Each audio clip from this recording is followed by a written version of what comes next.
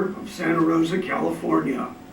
I'm a retired Brigadier General with 43 years of service, and I'm a graduate of the Special Forces Officer Course, the Command and General Staff Course, and the Army War College. And I'm an openly gay man. I want to know why you think that American men and women in uniform are not professional enough to serve with gays and lesbians. I want to point out that Brigadier General Keith Kerr is here with us tonight. Glad you're here. I'll give the question to Congressman Hunter. General, thanks for your service, but I believe in what Colin Powell said when he said that having openly homosexual people serving in the ranks would be bad for unit cohesion.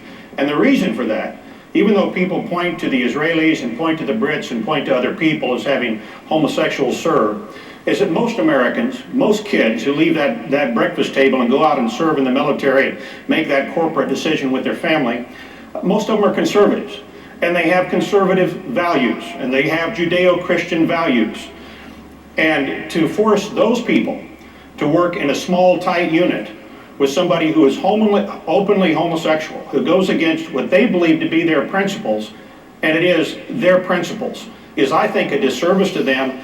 And I agree with Colin Powell that it would be bad for unit cohesion. I want to direct this to Governor Huckabee. 30 seconds. The Uniform Code of Military Justice is probably the best rule, and it has to do with conduct. People have a right to have whatever feelings, whatever attitudes they wish, but when their conduct could put at risk the morale or put at risk even the cohesion that Duncan Hunter spoke of, I think that's what is at issue, and that's why our policy is what it is. Governor Romney, you said in 1994 that you looked forward to the day when gays and lesbians could serve, and I quote, openly and honestly in our nation's military. Do you stand by that? This isn't that time. This is not that time. We're in the middle of a war. The people who have watched... Do you look forward to that time, though, one day? I listen to the people who run the military to see what the circumstances are like, and my view is that at this stage, this is not the time for us to make that kind of a change. Is that a change in your position from the... I didn't think it would work. I didn't think don't ask, don't tell would work.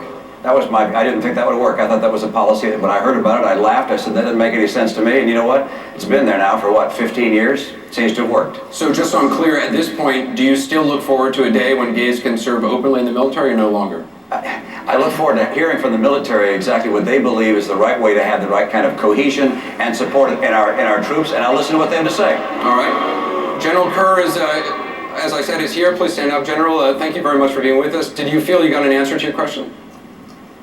With all due respect, I did not get an answer from the candidates. What do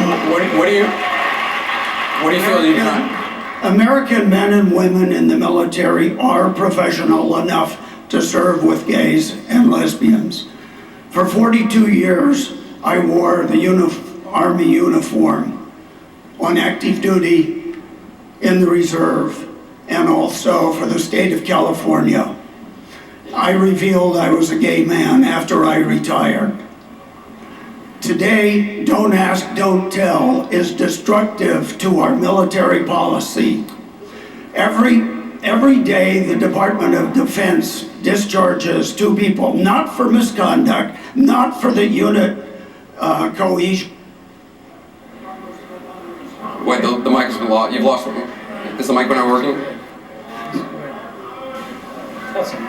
Please just finish your question. What is your question? The unit cohesion that Congressman Hunter is talking about, but simply because they happen to be gay. Okay. And we're talking Senator about McCain. Doctors, nurses, pilots, and the surgeon who sews somebody up when they're taken from the battlefield. I appreciate your comment, Senator McCain. I want to give you 30 seconds. You served in the military.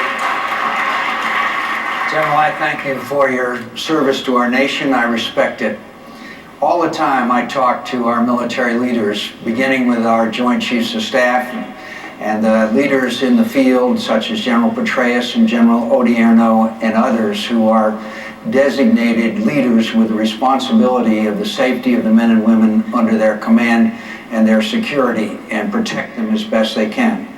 Almost unanimously, they tell me that this present policy is working, that we have the best military in history, we have the bravest, most professional, best prepared, and that this policy ought to be continued because it's working. All right, we got another question. Let's listen.